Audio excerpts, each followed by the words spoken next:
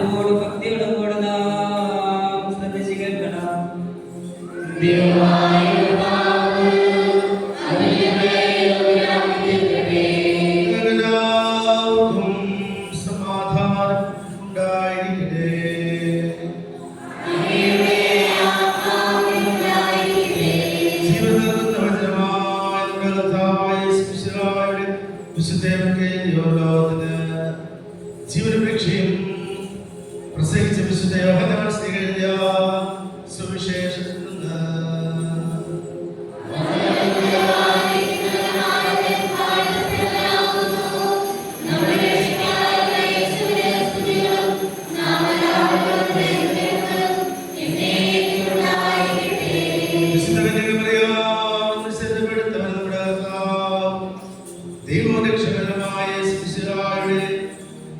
ജെറുസലേമിലേക്ക് രാജ്യ പ്രവേശന സമയത്ത് ഇപ്രകാരം സംഭവിച്ചു.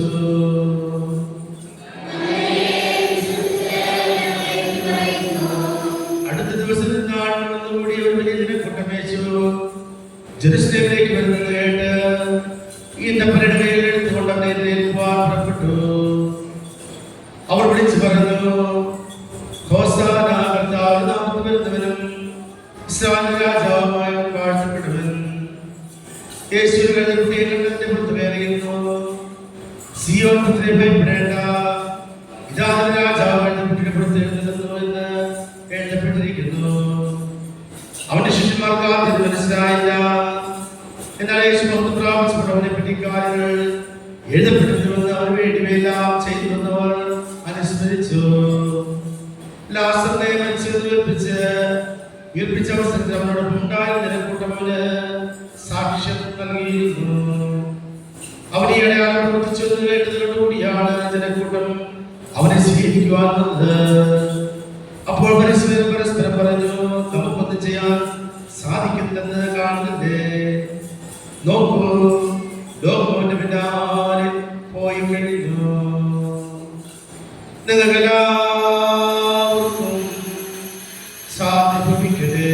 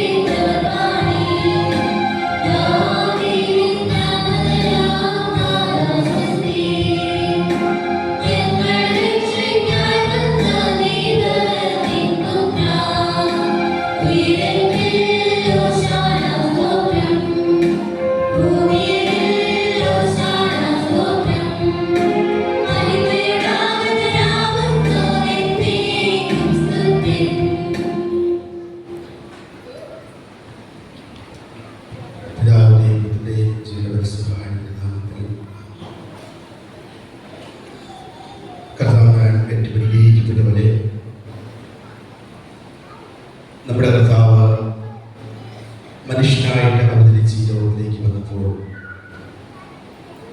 അവിടുന്ന് പൂർത്തിയാക്കുവാൻ ദൈവം ഫലമേൽപ്പിച്ച 3 നിയോഗങ്ങൾ. ഒന്നാമതായി അവിടുന്ന് ഒരു പ്രവാചകനായിരുന്നു.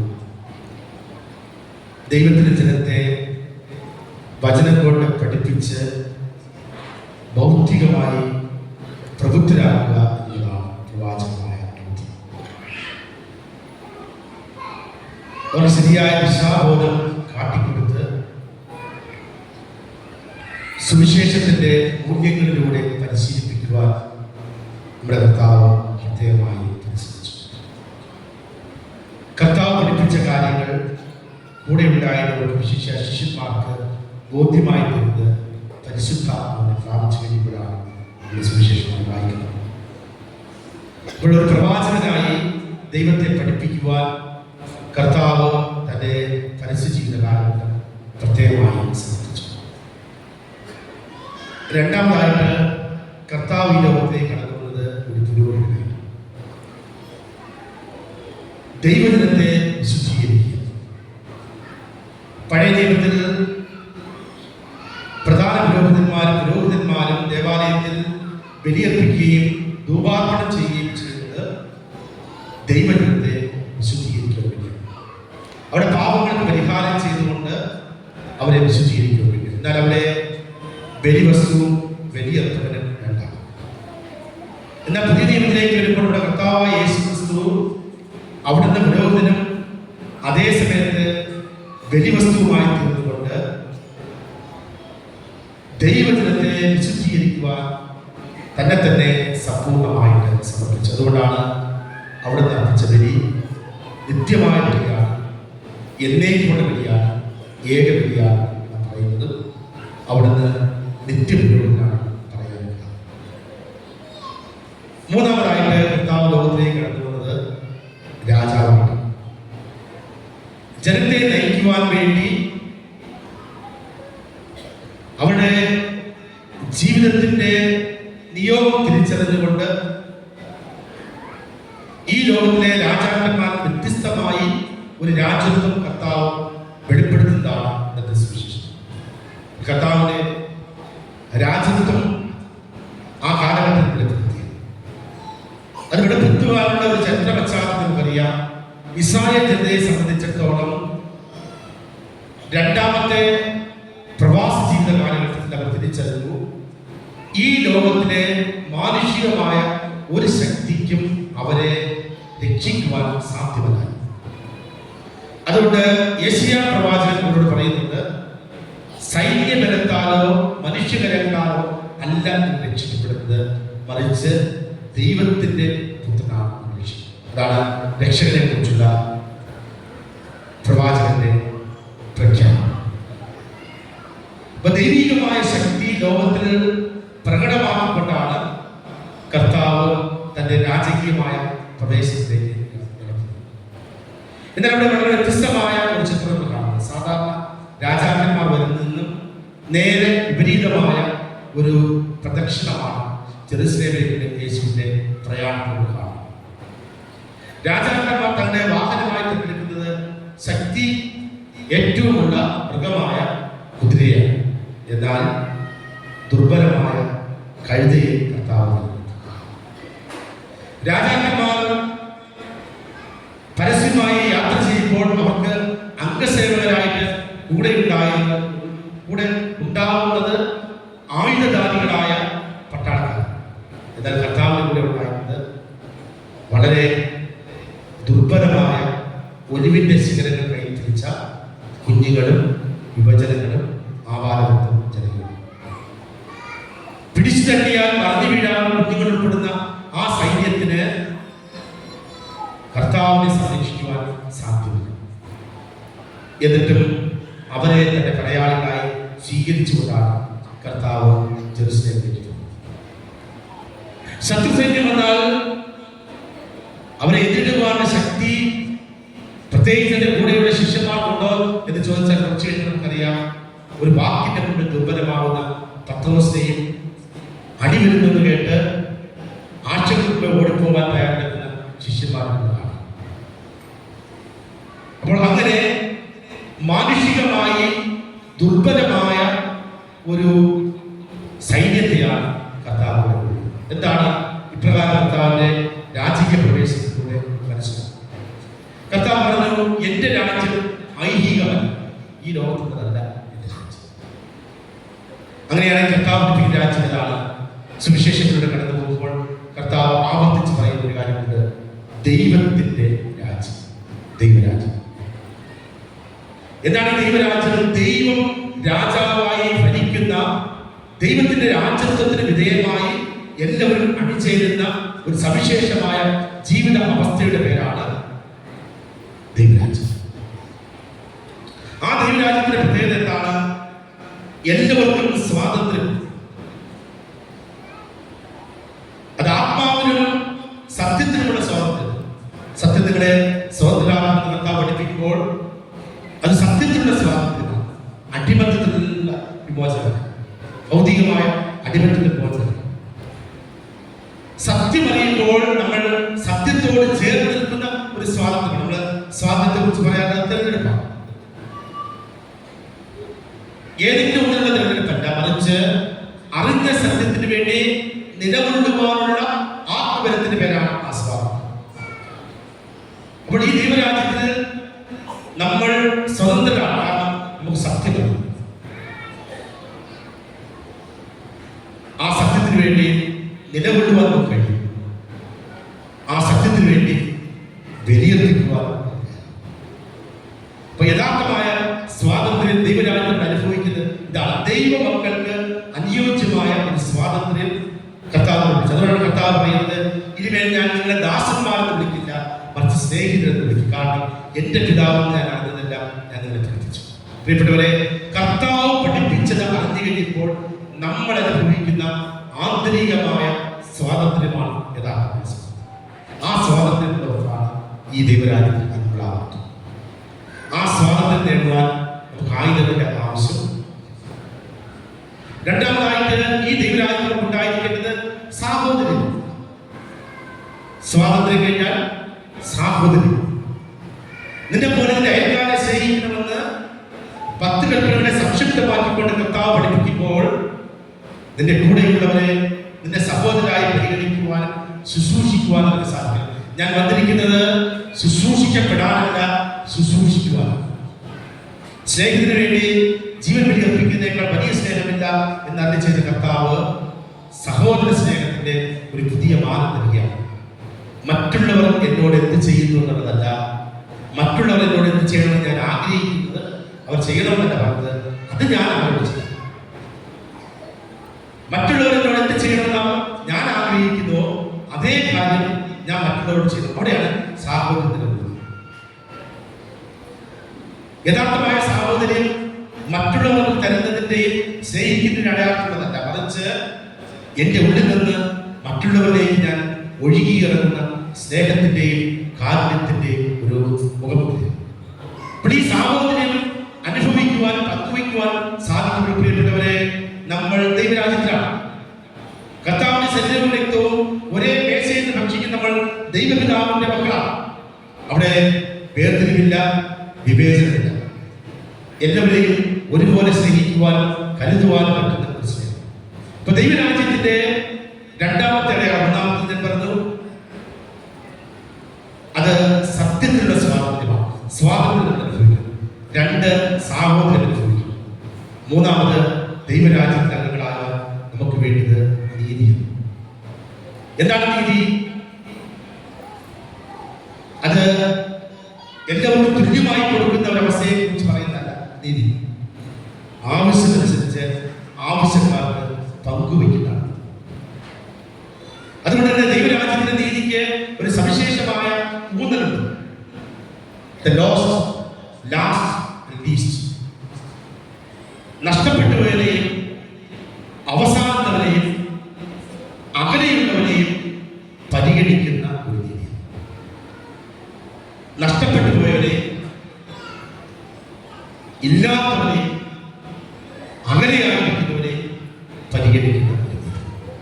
ആ നീതി നമ്മുടെ ഉള്ളിലുണ്ടാകുമ്പോൾ പ്രിയപ്പെട്ടവരെ, യഥാർത്ഥത്തിലുള്ള ദൈവരാജ്യം, ദൈവത്തിന്റെ ഭരണം അതിന് കീഴിലാണ്. യഥാർത്ഥ ദൈവരാജ്യം എന്ന് പറയുന്നത് ദൈവം കീഴ്പ്പെടുത്തുന്ന ഒരു രാജ്യമല്ല, മറിച്ച് ദൈവമക്കൾ ഈ സ്വാതന്ത്ര്യത്തോടും സാഹോദര്യത്തോടും നീതിയോടും കൂടി ദൈവഭരണത്തിന്റെ കീഴിൽ വരുന്നതിനാണ് യഥാർത്ഥ ദൈവരാജ്യം. എനിക്കുള്ളത് പങ്കുവയ്ക്കുവാൻ മറ്റൊരാളെ കൽപ്പിക്കുമ്പോൾ ഞാൻ ദൈവരാജ്യത്തിന് കീഴിലല്ല, മറിച്ച് എന്റെ കൂടെയുള്ളവന് അത് ആവശ്യമുണ്ടെന്ന് ബോധ്യമായി തിരിച്ചറിഞ്ഞുകൊണ്ട് ഞാൻ സ്നേഹത്തോടും സ്വാതന്ത്ര്യത്തോടും അത് പങ്കുവയ്ക്കുമ്പോൾ ദൈവത്തിന്റെ ഭരണത്തെ ഞാൻ അംഗീകരിക്കുകയാണ്, മാനിക്കുകയാണ്. കാരണം എനിക്ക് ലഭിച്ചതല്ല, എന്റെ ദൈവം എന്താണെന്ന് തിരിച്ചറിയുന്നത്. അപ്പൊ ദൈവരാജ്യത്തിന്റെ ഭാഗമായി തീരുവാൻ പ്രിയപ്പെട്ടവരെ നമുക്ക് സാധിക്കും. ദൈവം ഭരിക്കുന്ന ഒരു ഭവനത്തിലെ അംഗങ്ങളായി ജീവിക്കാൻ സാധിക്കും. ദൈവത്തിന്റെ രാജ്യത്വം അംഗീകരിക്കുന്നവരായി നമ്മൾ മാറും. അങ്ങനെ വന്നാൽ നമ്മുടെ സ്വാർത്ഥതയ്ക്ക് ഇവിടെ സ്ഥാനമില്ല, നമ്മുടെ അഹങ്കാരത്തിന് സ്ഥാനമില്ല, നമ്മുടെ താല്പര്യത്തിന് സ്ഥാനമില്ല. എപ്പോഴും മറിയത്തെ പോലെ പറയാൻ പറ്റും, ഇതാ ഞാൻ കർത്താവിന്റെ ദാസി, ഇതാ കർത്താവ് ദാസി. ജീവിതത്തിലെ ഏത് സാഹചര്യത്തിലും ദൈവത്തിന് മുന്നിൽ കർത്താവെ ഇതാ ഞാനെന്ന് ഏറ്റു പറയുവാൻ പറ്റുന്നവർക്ക് മാത്രമേ ദൈവത്തിന്റെ രാജ്യത്തിൽ അംഗത്വം ലഭിക്കൂ. പ്രിയപ്പെട്ടവരെ, ഈ ദൈവരാജ്യത്തിലെ അംഗത്വത്തിലേക്ക് വളരുക എന്നുള്ളതാണ് നമ്മുടെ ദൈവം. അതുകൊണ്ടാണ് സുവിശേഷം മുഴുവനും കർത്താവ് പഠിപ്പിക്കുന്നതിനെ കുറിച്ചാണ്. ദൈവരാജ്യം ഇതുപോലെയാണ്, അതുപോലെയാണ്, അങ്ങനെയാണ്, ഇങ്ങനെയാണ്.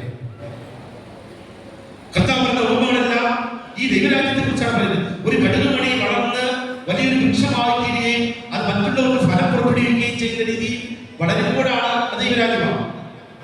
അല്ലാതെ എന്ന് വെള്ളവും വളവും വാങ്ങിക്കൊണ്ട് ഈ കടുകുമണി മണ്ണിനടിയിൽ ഒളിച്ചിരുന്നാൽ അത് ദൈവരാജ്യമാകില്ല. അത് വളരെ ദൈവരാജ്യത്തിലേക്ക് പക്ഷികൾക്ക് പറവൾക്കും ചേക്കേറാവുന്ന രീതിയിൽ ആ മരം വിശാലമായി വളരുകയും അത് ഫലം പുറപ്പെടുവിക്കുകയും ആ ഫലം മറ്റുള്ളവർക്ക് കൊടുക്കുകയും ചെയ്യും. ഒരു മരം വളരുന്നതിന്റെ അടിസ്ഥാന അളവ് പോലത്താണ്, അത് അടിച്ചു കൊടുക്കുന്നതല്ല, അതിന്റെ ഫലം ഉണ്ടാവുകയും അത് ആ ഫലം മറ്റുള്ളവർക്ക് കൊടുക്കുകയും ചെയ്യും. ഒരു തെങ്ങ് നട്ടിട്ട് ആ തെങ്ങ് തീരുമാനിക്കേണ്ടത് ഞാൻ ആ തേങ്ങ കൊടുക്കുകയില്ല. അതിന്റെ അർത്ഥം ആ തെങ്ങ് വളർന്നിട്ടില്ല.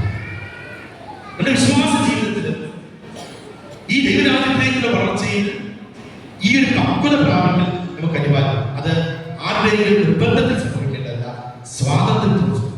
ഞാൻ പങ്കുവയ്ക്കുന്നത് എന്റെ ഒരു സ്വാതന്ത്ര്യം സംഭവിക്കും. അവിടെയാണ് ദൈവരാജ്യത്തിന്റെ സുവിശേഷ മൂല്യങ്ങൾ ജീവിക്കുന്നവരായിട്ടുള്ള പ്രിയപ്പെട്ടവരെ, കർത്താവ് പറയുന്നത് നിങ്ങൾ ഇത് ചെയ്തില്ലെങ്കിൽ ഈ കല്ലുകൾ ചെയ്യും. നമ്മൾ വായിക്കുന്നത് ഓശാന പിടിച്ചില്ലെങ്കിൽ ഓശാനബലി എന്ന് പറയുന്നത് രക്ഷകനെ മഹത്വപ്പെടുത്തുന്ന, രക്ഷകനെ രാജാവായി സ്വീകരിക്കും. നമ്മൾ രക്ഷകനെ രാജാവായി സ്വീകരിക്കും. പ്രിയപ്പെട്ടവരെ, ജീവിതത്തിലെ സാഹചര്യത്തിൽ കർത്താവിനെ നായകനും രക്ഷകനുമായിട്ട് സ്വീകരിക്കാൻ നമ്മൾ തയ്യാറാണ്. നമ്മുടെ ജീവിതത്തിലെ, നമ്മുടെ കുടുംബങ്ങളിലെ പ്രശ്നങ്ങളുടെ എല്ലാം അടിസ്ഥാന കാരണം ദൈവത്തെ, ക്രിസ്തുവിനെ രാജാവായി സ്വീകരിക്കാത്ത ഏതെങ്കിലും അംഗം നമ്മുടെ വീട്ടിലുണ്ട് എന്നതാണ്. ദൈവത്തെ മറന്ന് ദൈവീയ മൂല്യങ്ങൾ നിഷേധിച്ചുകൊണ്ട് ജീവിക്കുന്ന ആരെങ്കിലും ഒക്കെ വീട്ടിലുള്ളപ്പോഴാണ് വീട്ടിൽ പ്രശ്നം, നമ്മുടെ ജീവിത പ്രശ്നം. അതുകൊണ്ട് ദൈവത്തെ എന്നും രാജാവായി സ്വീകരിച്ചുകൊണ്ട് നമുക്ക് ജീവിക്കാനായിട്ട് പരിശ്രമിക്കാം. ദൈവത്തിന്റെ രാജത്വത്തിന് കീഴിൽ നമുക്ക് അണിനിരക്കാം. ഇന്ന് ഗുരുത്വങ്ങൾ പിടിച്ച് നമ്മൾ ആ രാജാവിനെ പാടിപ്പുകഴ്ത്തുന്നു. എന്നാൽ 5 ദിവസം കഴിയുമ്പോൾ യഥാർത്ഥത്തിൽ കുരിശിന്റെ പിന്നിൽ അണിനിരക്കുന്നവരാണ് ദൈവരാജ്യത്തിലെ മക്കളായിരിക്കുന്നത്. കർത്താവിന്റെ കുരിശിന്റെ പിന്നിൽ അണിനിരക്കുന്നവരായി മാറാൻ നമുക്ക് പരിശ്രമിക്കാം. നമ്മുടെ ആയുധം കുരിശാണ്. ദൈവത്തിലേക്കും സഹോദരങ്ങളിലേക്കും നമ്മുടെ ബന്ധങ്ങളെ വർദ്ധിപ്പിക്കുന്ന കുരിശാണ് പ്രിയപ്പെട്ടവരെ നമ്മുടെ ആയുധം. സ്വർഗരാജ്യത്തിലെ പടയാളികളാണ് നമ്മളെന്ന് പറയുമ്പോൾ നമ്മുടെ കയ്യിലുള്ള ആയുധം ഈ കുരിശല്ലാതെ മറ്റൊന്നുമല്ല. അതുകൊണ്ട് ഈ കുരിശിന്റെ പിന്നിൽ രക്ഷകനും നാഥനും രാജാവുമായ കർത്താവിന്റെ നമുക്ക് എല്ലാവരും എഴുന്നേൽക്കാം. പിതാവിന്റെയും പുത്രന്റെയും ജീവപരിശുദ്ധമായ നാമത്തിൽ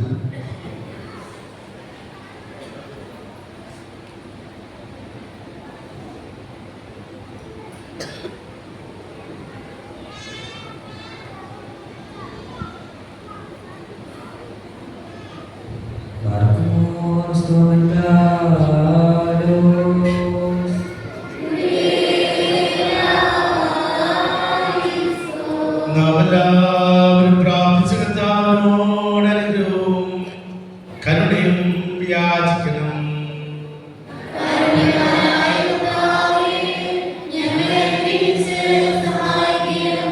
സ്തുതിയും സ്തോത്രവും മഹിമയും പുകഴ്ചയും ആശ്രയത്തെയും എല്ലാ നേരത്തും ഇവിടെ അർപ്പിക്കുവാൻ അടിയങ്ങളെ യോഗ്യരായി തീരണമേ. സ്നേഹാവനത്തിനുള്ള വെളിപ്പെടുത്താൻ ഞങ്ങൾക്ക് ആമോദം നൽകുകയും മരണത്താൽ ഞങ്ങളെ രക്ഷിക്കുകയും പുനരുദ്ധാനത്താൽ ഞങ്ങളെ ഉദ്ധരിക്കുകയും സ്വർഗാരോഹണത്താൽ ഞങ്ങളെ സമൃദ്ധരാക്കുകയും ചെയ്ത സ്വീകാര്യമായ കർത്താവിനെ സ്തുതി. ദൈവീകമായ സ്തോത്രം അർപ്പിക്കപ്പെടുന്ന ഈ സമയത്തും സകലനാളുകളിലും കാലങ്ങളിലും നേരങ്ങളിലും സമയങ്ങളിലും നിങ്ങളുടെ ആയുഷ്കാലങ്ങളുടെ സ്തുതി ബഹുമാനവും ആരാധനയും യോഗ്യമാകും. പുണ്യ നൽകുന്ന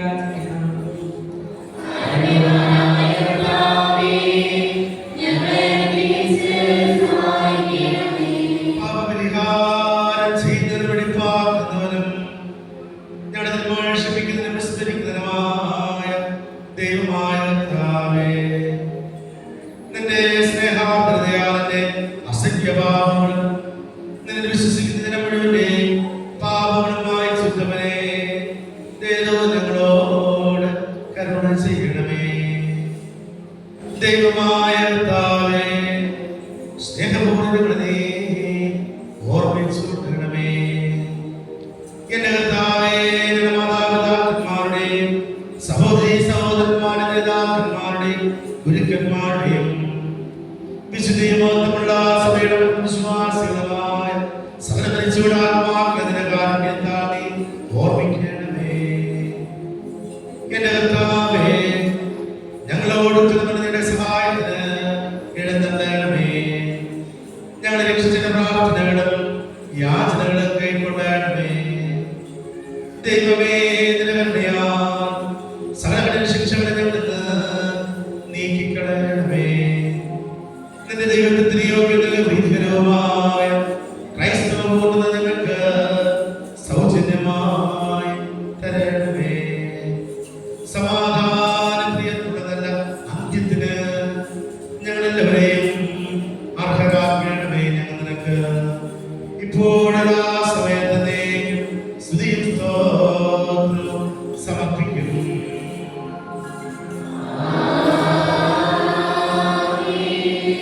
ദൈവമായ കർത്താവേ, ഞങ്ങൾ നിന്നോട് അപേക്ഷിക്കുകയും പ്രാർത്ഥിക്കുകയും ചെയ്യുന്നു.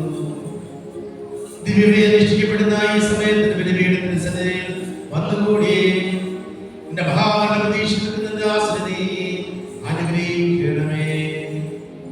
നിന്റെ പരിശുദ്ധ ചൂടക്കണമേ. നിന്റെ പരിശുദ്ധ ശരീരവും പരിഹാരപ്രദമായ രക്തവും സ്വീകരിക്കുവാൻ യോഗ്യരാക്കുവാൻ കൊണ്ടും ഇവിടെ ആത്മാവിനെ നീ ശുദ്ധീകരിക്കണമേ. സ്നേഹവും ഐകമത്യമരണീക്കണമേ. സമാധാനവും ശാന്തിയും ഇവരുടെ വാഴുവാൻ നീ ഇടയാക്കണമേ. ശിക്ഷകളിൽ ക്രോധത്തിന്റെ ദണ്ഡനങ്ങളെ രക്ഷിക്കണമേ. നിന്റെ പരിശുദ്ധ ഇവരെ കാത്തുകൊള്ളണമേ.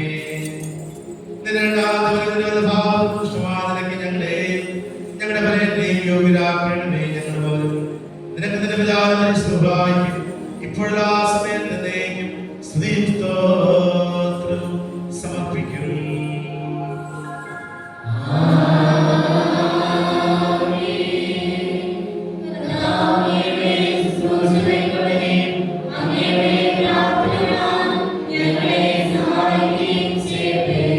ദൈവത്തിന് കടങ്ങൾക്ക് പരിഹാരവും പാപങ്ങൾക്ക് മോചനവും പ്രാപിക്കുമാറാകട്ടെ.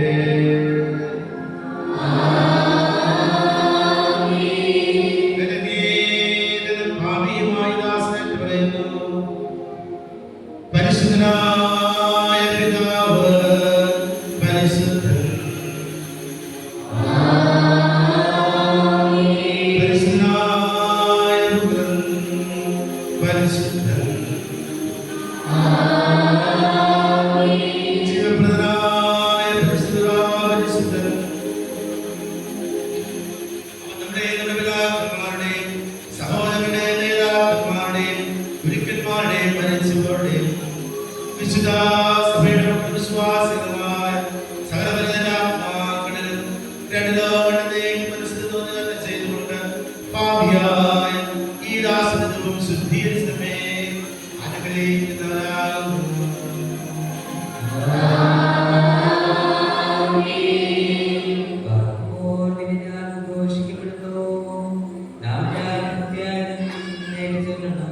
സർവശക്തനായ പിതാവും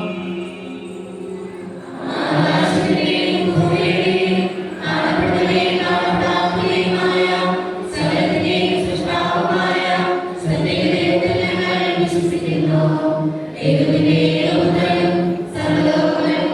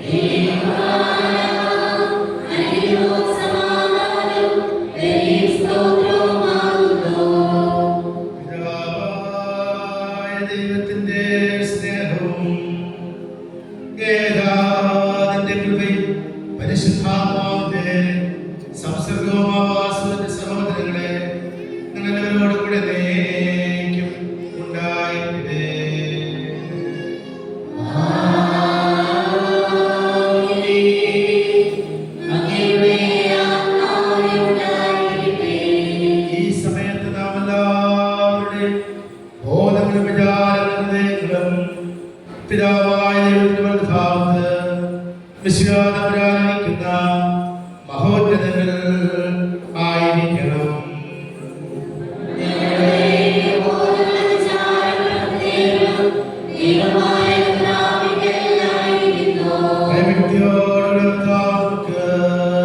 സ്തോത്രം ചെയ്യാം.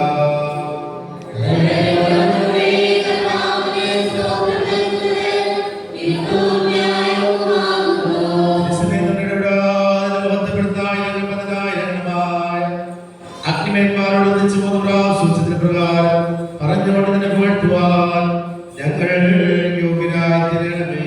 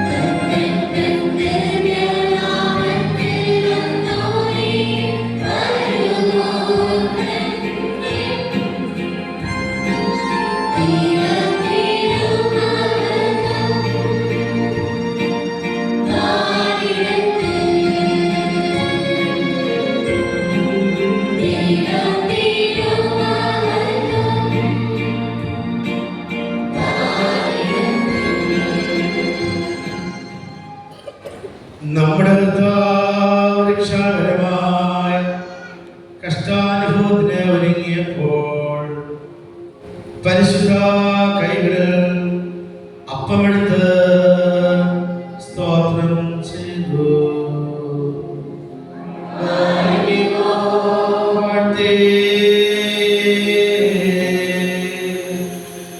ശുദ്ധീകരിച്ച് മുറിച്ച് വിശുദ്ധ സ്ത്രീകന്മാരെ കൊണ്ട് അരുളി ചെയ്തു. വാങ്ങി ഭക്ഷിക്കുവൻ, ഇതെന്റെ ശരീരമാകുന്നു. നിങ്ങൾക്ക് വേണ്ടി അനേകർക്ക് വേണ്ടി മുറിക്കപ്പെടുകയും പാപമോചനത്തിന് ജീവനമായി നൽകപ്പെടുകയും ചെയ്യുന്നു.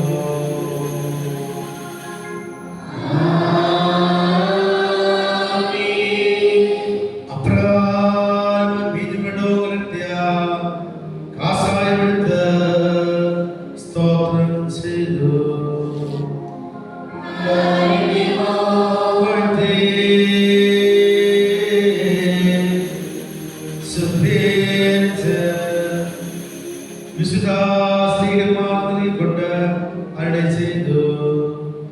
നിങ്ങളെല്ലാവരും വാങ്ങി നിന്ന് പാനം ചെയ്യുവൻ. ഇത് പുതിയ നിയമത്തിലെ രക്തമാകുന്നു. നിങ്ങൾക്ക് വേണ്ടി അനേകർക്ക് വേണ്ടി ചിന്തപ്പെടുകയും പാപമോചനത്തിന് ജീവനമായി നൽകപ്പെടുകയും ചെയ്യുന്നു.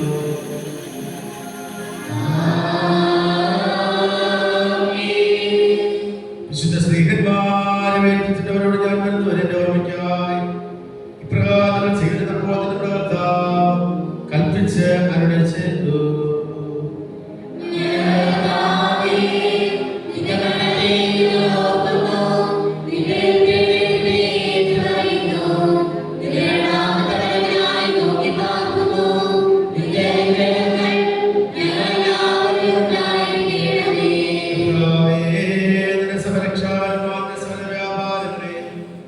ഓരോരുത്തർക്കും അവരുടെ പ്രവൃത്തിയുടെ പ്രതിഫലം കൊടുക്കുന്ന സംഭ്രമജനമാരുടെയും അനുസ്മരിക്കുന്നു.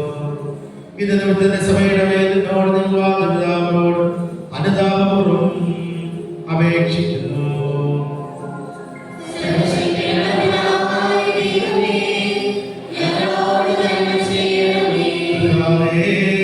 സ്വീകരിക്കുന്ന ബലഹീനനും പാപികളുമായ നിന്റെ ഈ ദാസനക്ക് നന്ദി പറഞ്ഞുകൊണ്ട് സകലത്തെ കുറിച്ചും സകലത്തിന് വേണ്ടി കാരണവാനായ നിന്നെ സ്തോത്രം ചെയ്യുന്നു.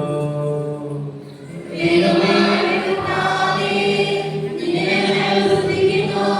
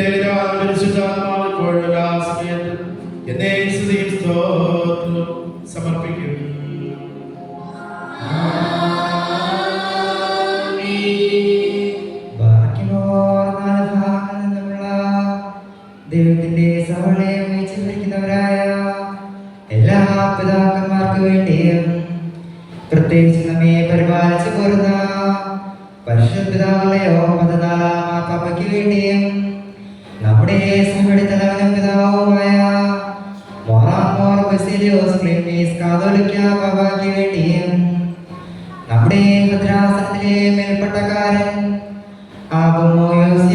മെത്രാപ്പൊലീത്തായ്ക്ക് വേണ്ടിയും സത്യവിശ്വാസികളായ എപ്പിസ്കോപ്പമാർക്ക് വേണ്ടിയും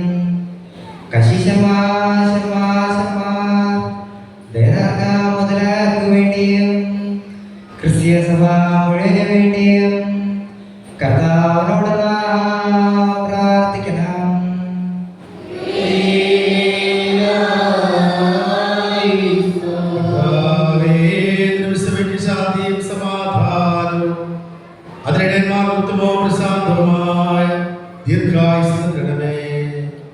സത്യോപദേശിയായി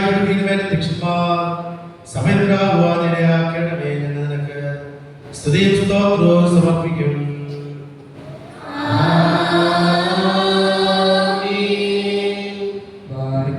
വിശ്വാസികളും ക്രിസ്ത്യാനികളായ നമ്മുടെ എല്ലാവർക്കും വേണ്ടിയും പ്രത്യേകിച്ചപ്പോൾ പരീക്ഷയിലും ദരിദ്രത്തിലും ഇരിക്കുന്നവർക്ക് വേണ്ടിയും കർത്താവിനോട് നാം പ്രാർത്ഥിക്കണം.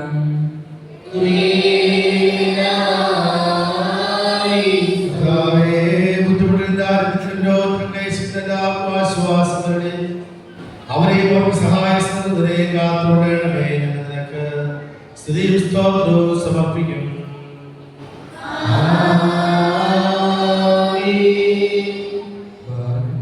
നമ്മുടെ ഭരണാധികാരികൾക്ക് വേണ്ടിയും അവർ നമ്മെ ശരിയായ മാർഗത്തിൽ നയിക്കുന്നതിന് വേണ്ടിയും കർത്താവിനോട് പ്രാർത്ഥിക്കണം.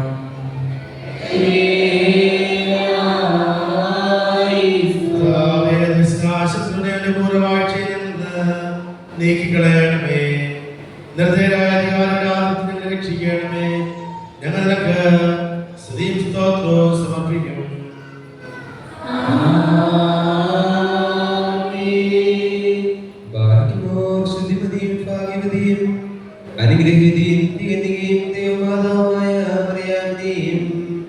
നമ്മുടെ പിതാവായ മാർത്തോമാ സ്ലീഹായെയും ദിവ്യന്മാർ സ്നേഹന്മാർ, പ്രസംഗകർ, ഉദ്യോഗസ്ഥന്മാർ, സദയന്മാർ, മോദ്യനന്മാർ എന്നിവരെയും നാം ഓർമ്മിക്കണം. അവരുടെ അപേക്ഷ നമുക്ക് കോട്ടയായിരിക്കട്ടെ. കർത്താവിനോട് നാം പ്രാർത്ഥിക്കണം.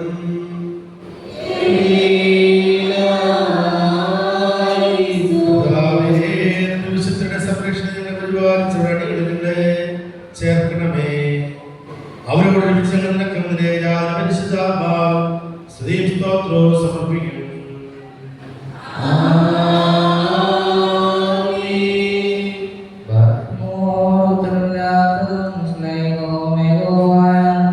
സത്യവിശ്വാസത്തെ പാലിച്ച് നമ്മുടെ രക്ഷകർത്താവായ സകലവിശുദ്ധപിതാക്കന്മാരെ അംഗീകരിക്കപ്പെട്ട വത്സാന്മാരെ നാം ഓർക്കണം. അവരുടെ പ്രാർത്ഥന നമുക്ക് കോട്ടയായിരിക്കട്ടെ. കർത്താവിനോട് നാം പ്രാർത്ഥിക്കണം.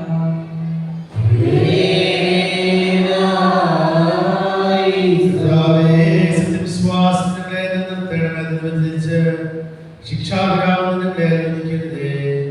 ഞങ്ങൾ നിനക്ക് സ്തുതിയും സ്തോത്രവും സമർപ്പിക്കുന്നു.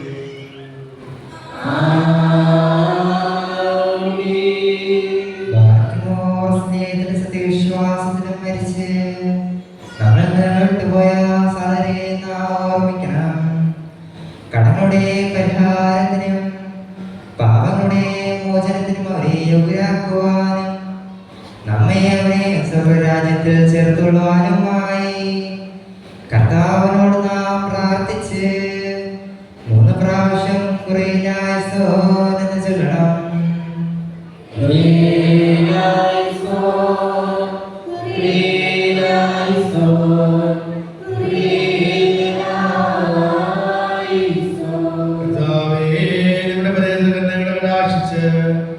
അവിടെ കടന്നു പരിഹരിക്കുകയും തെറ്റുകൾ ക്ഷമിക്കുകയും ചെയ്യണമേ. എന്നാൽ ദൈവത്തിന്റെ നിക്ഷിപ്തമായിരിക്കുന്നു.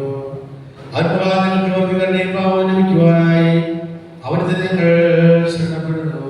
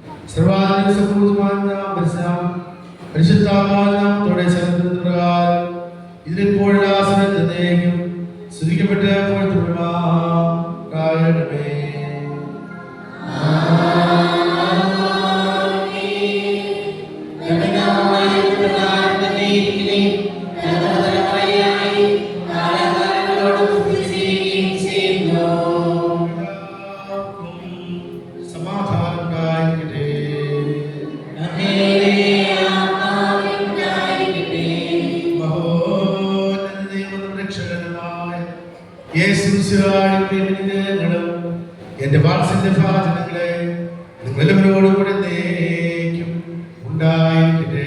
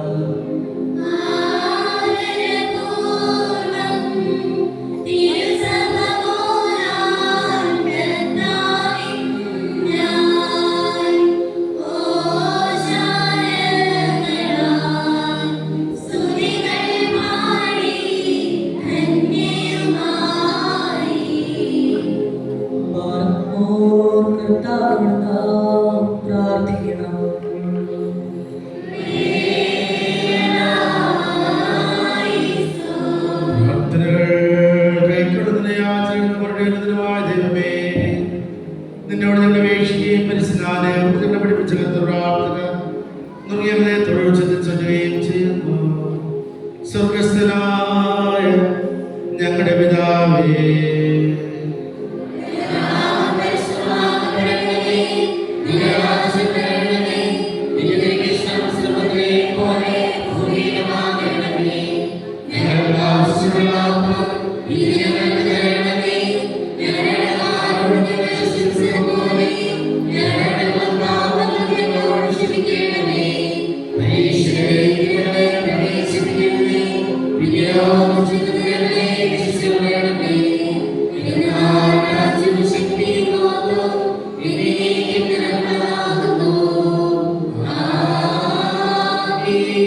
ദൈവമായ കർത്താവേ, ദുഷ്ടനും സകലവിധ നിയമലംഘനങ്ങളും ഞങ്ങളെ രക്ഷിക്കണമേ. ഞങ്ങളുടെ പാപങ്ങളെല്ലാം ക്ഷമിക്കണമേ. ഞങ്ങൾക്ക് ഏതെങ്കിലും വിധത്തിൽ ഞങ്ങളോട് തെറ്റ് ചെയ്യുന്നവർക്ക് നീ വിമോചകനായിരിക്കണമേ. ഞങ്ങൾ നിനക്കും നിന്റെ പരിശുദ്ധാത്മാവിപ്പോൾ എല്ലാ സമയത്തേക്കും സ്തുതിയും സ്തോത്രവും സമർപ്പിക്കും.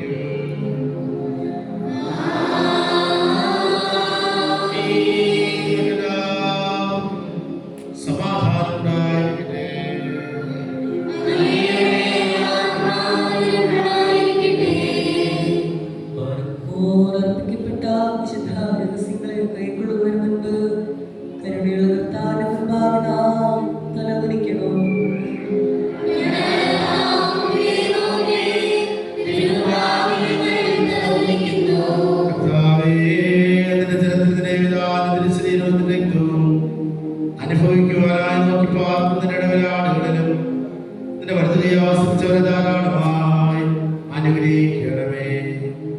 ഞങ്ങളുടെ ആത്മാക്ലേശങ്ങളെയും ശുദ്ധീകരിക്കണമേ.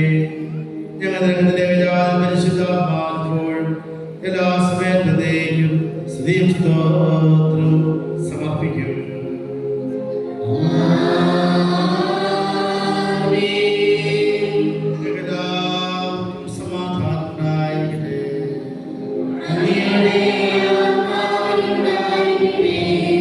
വിശുദ്ധിയും മഹത്വമുള്ളതും സൃഷ്ടിയല്ലാത്തതും ആദ്യമില്ലാത്തതും സാരാംശത്തിൽ സമമായിരിക്കുന്നതുമായ പരിശുദ്ധ ത്രിത്വത്തിന്റെ കൃപയുടെ വാത്സല്യഭാചനങ്ങളെ നിങ്ങളെല്ലാവരോടും കൂടെ എന്നേക്കും ഉണ്ടായിരിക്കട്ടെ.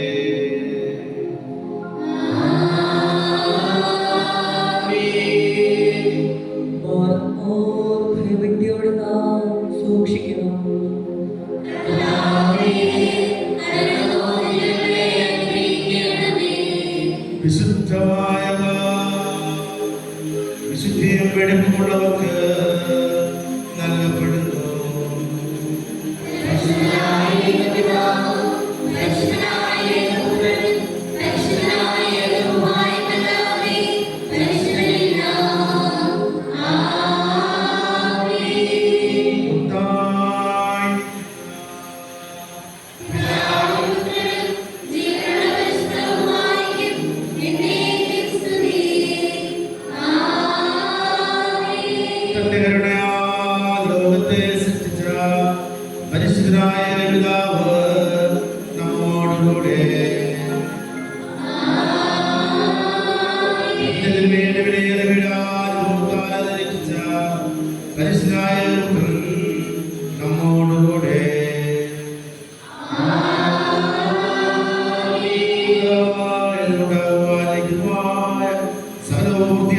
നയിക്കുന്ന ജീവനുള്ള ഏകപരിശുദ്ധാത്മാ നമ്മോടുകൂടെ.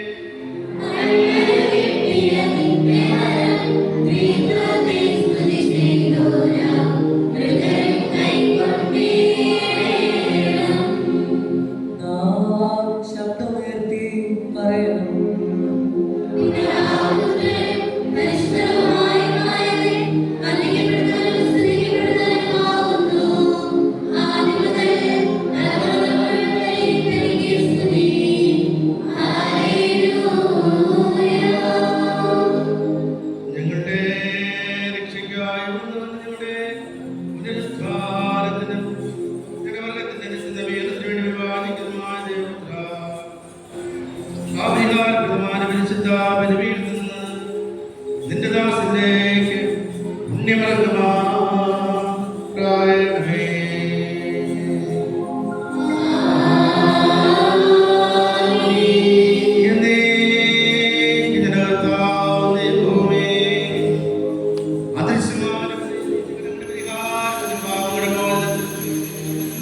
സഹായവും പ്രസിദ്ധിക്കുമായി നിന്റെ വിലയേറിയ സ്വീകരിക്കുന്നതിന് ആരാധന സംഘത്തെ ആശീർവദിക്കണമേ.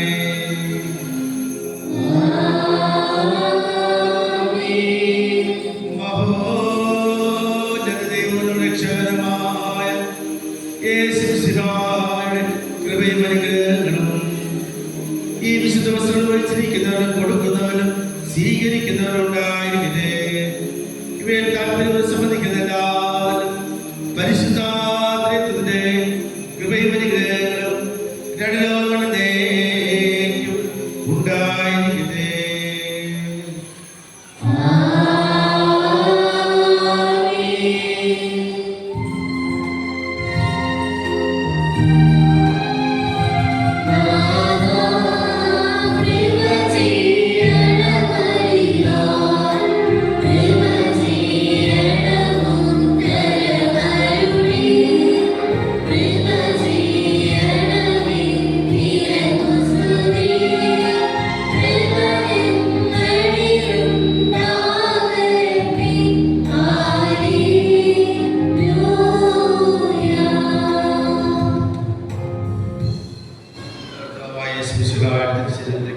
കട്ടകടങ്ങളുടെ പരിഹാരത്തിൽ പാപങ്ങളുടെ മോചനത്തിൽ നിത്യജീവനമായി സത്യവിശ്വാസികൾക്ക് നൽകപ്പെടുന്നു.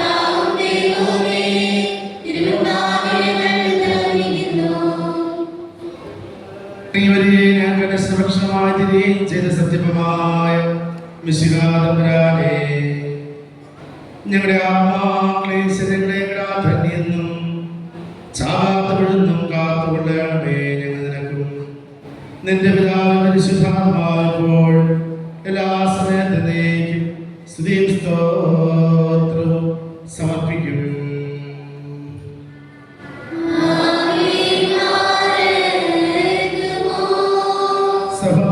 സഹോദരിച്ചി പെരുനാൾ സ്തുതിയങ്ങേയ്ക്കായി പാടിയിടും ഇടവകയേതോ ക്ഷിപ്പിക്കും നിന്നോട് തിരുനാളതിമന്യം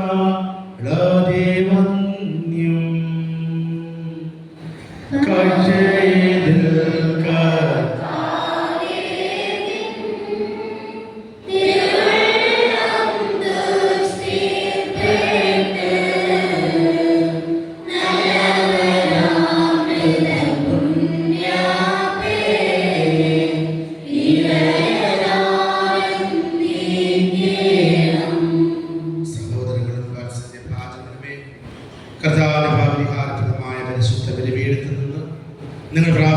ആനന്ദത്തോടെ യാത്രാഭക്ഷണത്തോടുകൂടെ പരിശുദ്ധ ത്രിത്വത്തിന്റെ കൃപയ്ക്കും അനുഗ്രഹങ്ങൾക്കുമായി ഞാൻ നിങ്ങളെ പ്രവേശിക്കുന്ന ഈ സമയത്ത് സമാധാനത്തോടെ പോകുവാൻ ദൂരസ്ഥരും സമീപസ്ഥരും മരിച്ചവരും ജീവിച്ചിരിക്കുന്നവരും കർത്താവിന്റെ ശ്രീവാന്റെ രക്ഷിതരും വിശുദ്ധ മാമോദീസയുടെ ഈ തൃത്വം നിങ്ങളുടെ കടങ്ങൾ പരിഹരിക്കുകയും നിന്റെ കുറ്റങ്ങൾ ക്ഷമിക്കുകയും നിന്റെ മരിച്ചവരുടെ ആത്മാക്കളെ നിത്യം ആശ്വസിപ്പിക്കുകയും ചെയ്യും. ഞാൻ ബലഹീനനും പാപിയുമായ ഈ ദാസൻ നിങ്ങളുടെ പ്രാർത്ഥനകളാൽ അനുഭവം തന്നെ പ്രാപിക്കട്ടെ. നിങ്ങൾ സന്തോഷിച്ച് ആനന്ദിച്ച് സമാധാനത്തിൽ പോകും എന്നും എനിക്ക് വേണ്ടി